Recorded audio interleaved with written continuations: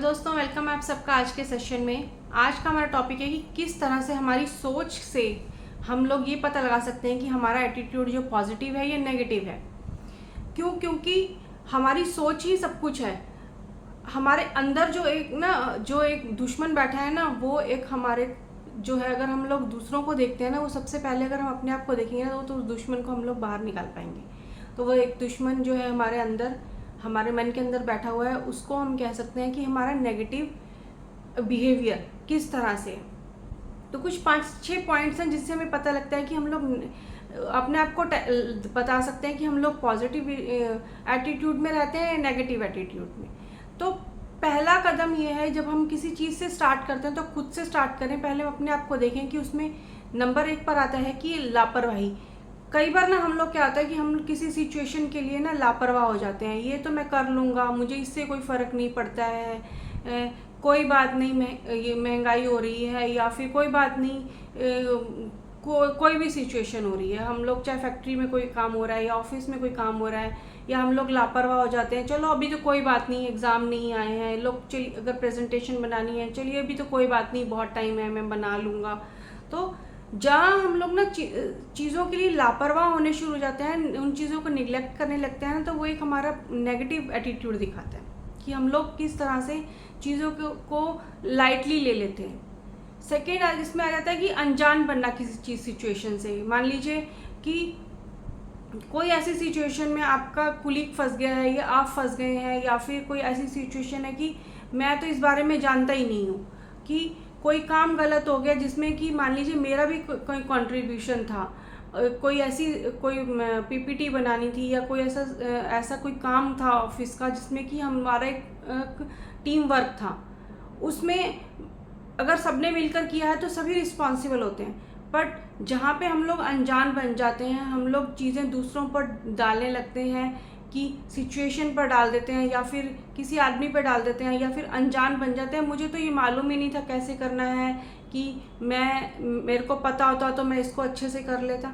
तो वो हमारे एक नेगेटिव एटीट्यूड को बताता है। नेक्स्ट इसमें आ जाता है कि हम लोग ना भाग्य के भरोसे रह जाते हैं। हम लोग सोचते हैं किसी को कोई चीज़ मिल गई तो उसको तो वो मिलनी थी, अगर हम लोग फेल हो गए तो मैं क्या करूं, मैं तो इसमें फेल हो गया, मैंने तो पूरी ताकत लगाई थी अपनी।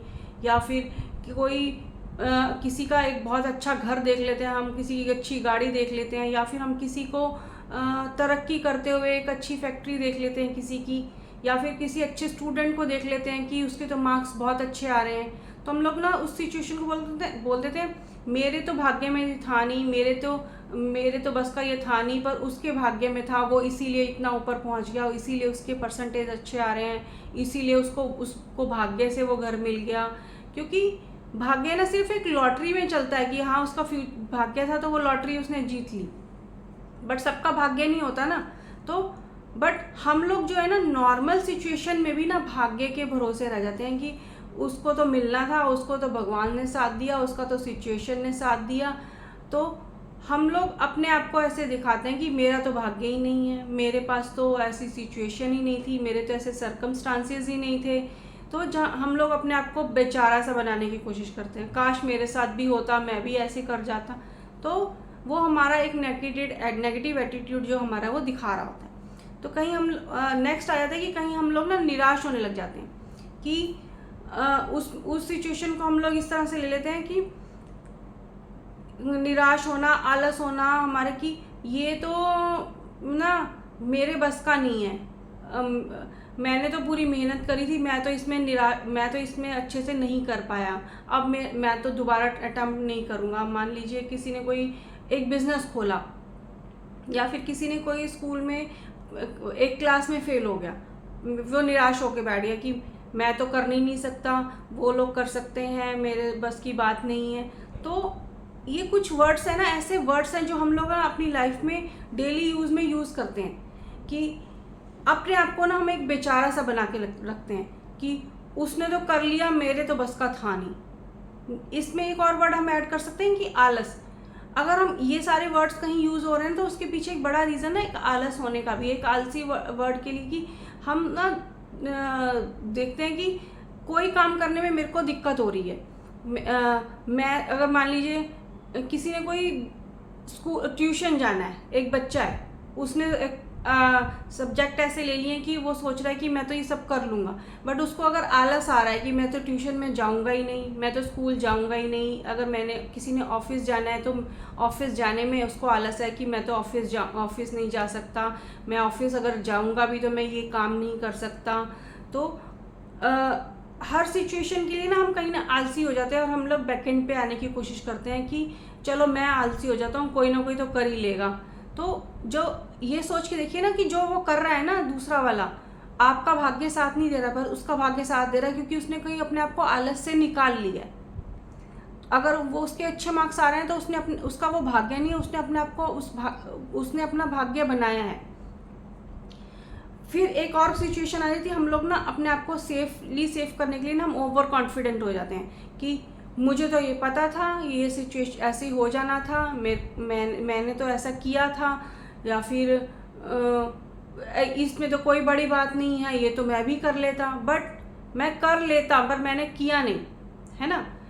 ये जो कुछ वर्ड्स है ना, हमने भी बात की है, लापरवाह होना, निराश होना, भाग्य के भरोसे बैठे रहना, और हो जाएगा, एक आलस वाली सिचुएशन होना, ओवर कॉन्फिडेंस होना ना, ये जो सारे वर्ड्स हैं ना, आप देखिए कि हम पूरी दिन में ना कितनी बार यूज़ करते हैं छोटी छोटी बातों के लिए।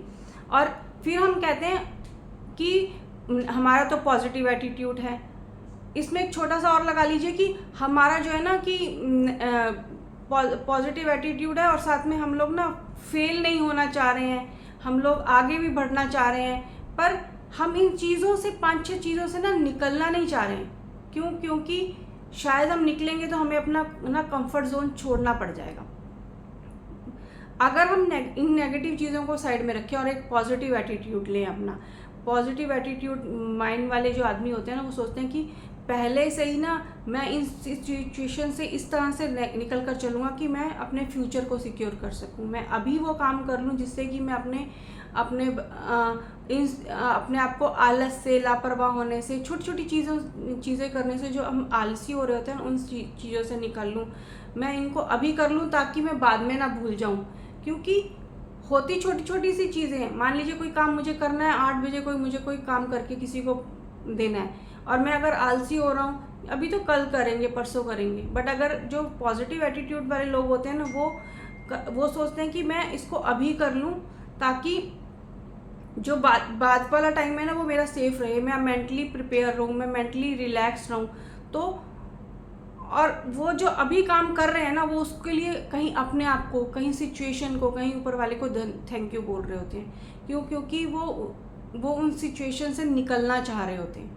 जब आप ये सारी जो मैंने बताई हैं 5-6 बातें, हम इन वर्ड्स को छोड़ देंगे, क्योंकि ये वर्ड्स हमारे अंदर ना किसी तरह से फिट हुए पड़े हैं। अपने माइंड को पॉजिटिव एटमॉस्फेयर में रखेंगे तो उससे होगा क्या कि जो हमने नॉलेज ली है, जो हमारी एजुकेशन है, जो हमारी क्वालिफिकेशन है, उसको हम लोग और इंक्रीज़ कर सकते हैं और अपने मेंटल स्टेटस को और इम्प्रूव कर सकते हैं।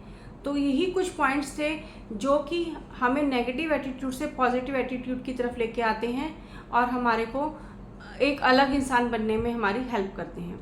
तो thank you for this session. आज का सेशन यहीं तक था। मिलते हैं नेक्स्ट टाइम नेक्स्ट वीडियो में। Have a nice day.